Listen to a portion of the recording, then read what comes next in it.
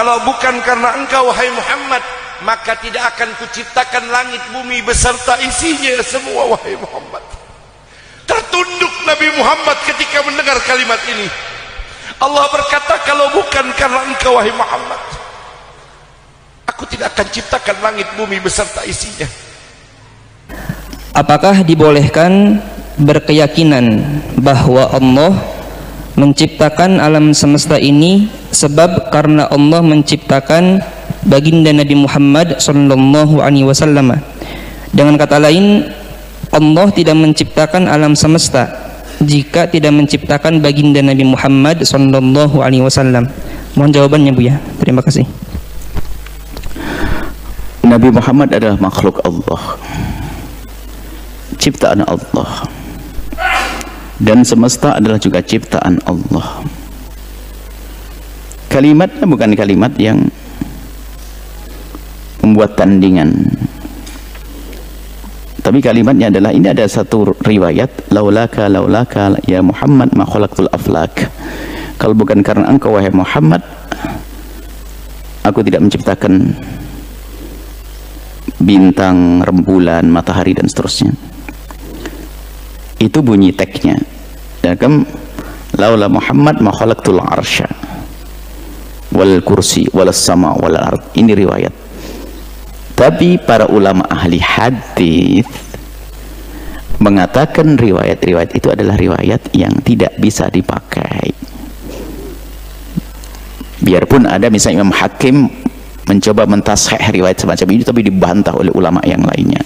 Dijelaskan kesalahan mentashih hadis tersebut. Akan tapi kalau ingin menyanjung Nabi Muhammad, sudah sangat banyak riwayat-riwayat yang benar. Enggak perlu kita menggunakan riwayat yang ulama berselisih, ulama menjelaskan seperti itu.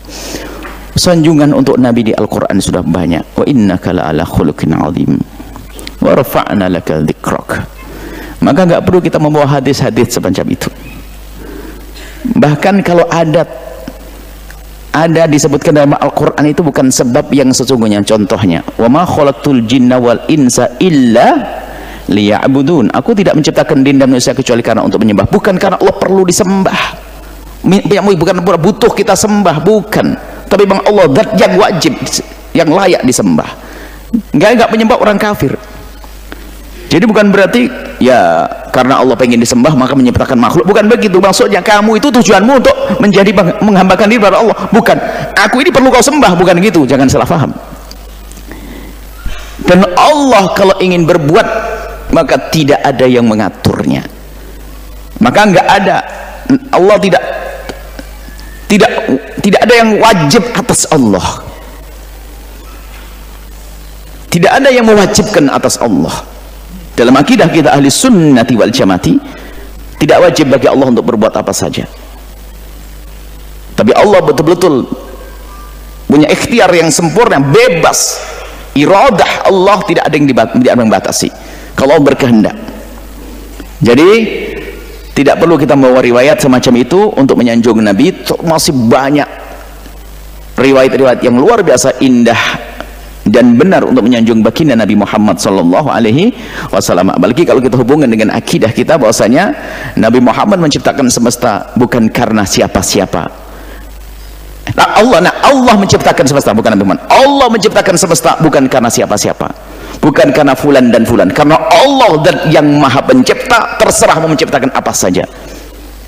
Dan di antara ciptaan Allah ada manusia. Waqad karramna bani Adam. Allah muliakan manusia. Berbeda dengan makhluk yang lainnya. Dan di antara manusia ini ada manusia pilihan termulia adalah baginda Nabi Muhammad SAW. Dan baginda Nabi adalah paling istimewanya, paling bagusnya makhluk. Malaikat pun kalah. Tidak ada yang melebihi Nabi Muhammad. Semuanya di bawah Nabi Muhammad. Sudah cukup dengan yang demikian. Tanpa harus kita membawa riwayat-riwayat yang diperselisihkan oleh para ulama. Apalagi kadang-kadang salah memahami seolah-olah karena itulah Allah menciptakan. Enggak pakai karena yang ada di dalam Al-Quran bukan karena sesungguhnya. Akan tapi ini kalau salah memahami karena seolah sebab itulah Allah menciptakan, sebab ini Allah berbuat bukan karena sebab tersebut. Tapi Allah punya iradah yang kamilah, iradah yang tamah. Kehendak Allah tidak boleh diganggu oleh apapun. Jadi kalau Allah menciptakan makhluk, ya karena Allah sang pencipta. Allah menciptakan gunung, Allah sang mencipta.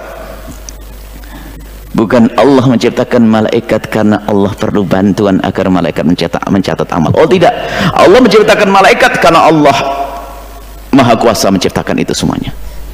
Jadi istilah karena itu, sebab itu sangat tidak pantas kalau kita sematkan kepada Allah. Allah berbuat sebabnya begitu. Berarti yang menjadikan Allah berbuat sebab, berarti Allah tunduk dengan sesuatu tersebut. Nggak diperkenankan. Allah punya iradah yang sempurna. Allah punya iradah yang sempurna. Kalau sudah mau, tidak ada yang tidak menghalangi. Maka pun demikian kita harus punya adab. Ada sebagian yang sering menukil riwayat-riwayat semacam ini, maka ya kita tahan. Mungkin karena belum tahu, atau mungkin membaca dari sisi pendapatnya Imam Hakim atau bagaimana. Tapi kalau kita kembali kepada para muhadditsin, maka kesimpulannya semacam itu.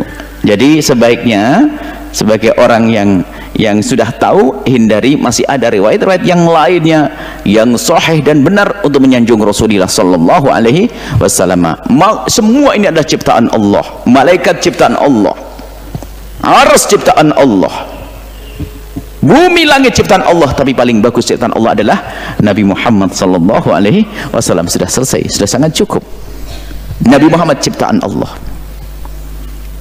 makhluk Allah, makhluk termulia.